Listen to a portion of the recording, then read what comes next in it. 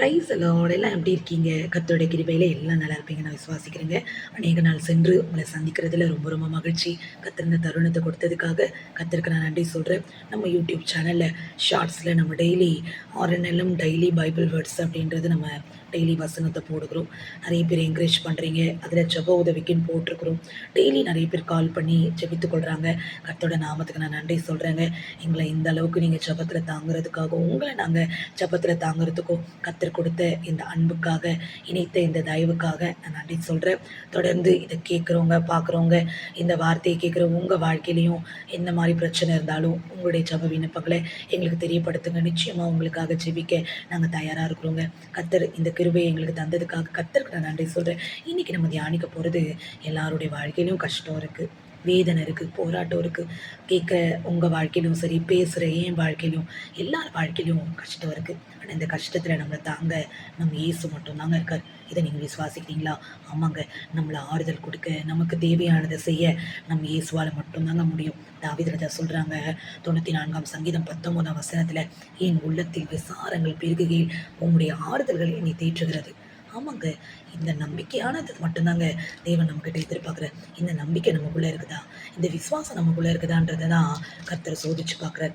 நம்மளுக்குள்ள அந்த நம்பிக்கை இருக்கா? நம்ம ஆராய்ஞ்சு பார்ப்போம். நம்மள தேற்ற, நம்மள ஆறுதல் படுத்த, நம்மளோடு கூட இருந்து நம்மள வழிநடத்த தேவன் நமக்காக இருக்கார். அதுக்கு முன்னாடி வசனம், "என் கால் சறுக்குதுன்னு" சொல்லும்போது, "உங்க கிருபை என்னை தாங்குது." ஆமாங்க. உங்களையும் என்னையும் தாங்கிக் கொண்டிருக்கிறது தேவ கிருபை மட்டும் தான். இத நீங்க நம்புறீங்களா? நம்புறவங்க ஆமென்னு சொல்லுங்க. அவர் கிருபையால தான் நம்ம உயிர் வாழ்ந்து கொண்டிருக்கிறோம். எது குறிச்சு கவலைப்படாதீங்க. எதுக்கும் கவலைப்படாதீங்க.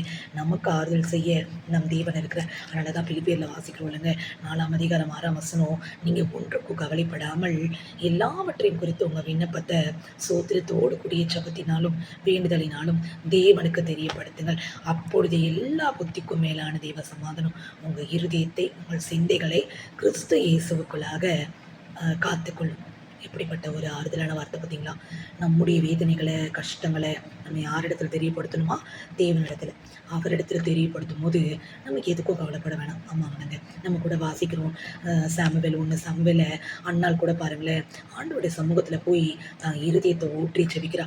அவ கவலைய, அவ வேதனைய நான் தேவனிடத்துல கண்டிப்பா தெரியப்படுத்தணும்னு சொல்லி, முதல்ல கணவர்கிட்ட சொல்றா, "இப்படி இருக்கே நம்ம வாழ்க்கை" அப்படின்னு. ஆனா, அங்க நான் அவளுக்கு தேவையான ஆறுதலும், சமாதானம் கிடைக்கலன்னு சொல்லிட்டு, ஆண்டவரோட சமூகத்துக்கு போய் தான் இருதயத்த ஊற்றி, அவ உதட்டு மட்டும் தான் அசைஞ்சதுன்னு பார்க்குறோம். அப்போ தேவனுடைய சமூகத்துல எவ்வளோ இளைப்பாறுதல் நமக்கு இருக்குல்லங்க. ஆமாங்க. அதனாலதான் ஆண்டவர் சொல்றார், "வருத்தப்பட்டு பாரம் சுமக்கிறவர்களே, எல்லாரும் என்னிடத்துல வாருங்கள், நான் உங்களுக்கு இளைப்பாறுதல் தருவேன்."